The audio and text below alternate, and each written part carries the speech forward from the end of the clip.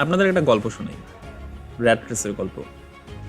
একটা স্টুডেন্ট যে কিনা সিজিপি 3.8 পেয়েছে, সে হ্যাপি না, কারণ তারই এক ফ্রেন্ড সিজিপি 4 পেয়েছে।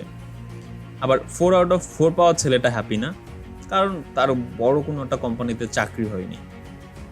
আবার বড় কোনো কোম্পানিতে যে চাকরি হইল, সেও হ্যাপি না, কারণ তার থেকে তার কলিগের স্যালারি বেশি।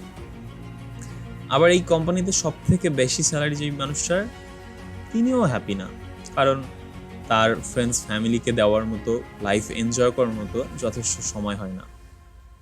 So this is what happens when you get trapped in the infinite rat race.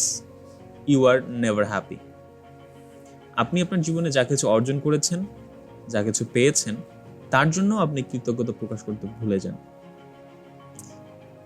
এই জীবনটা আসলে ক্ষণস্থায়ী। There's another.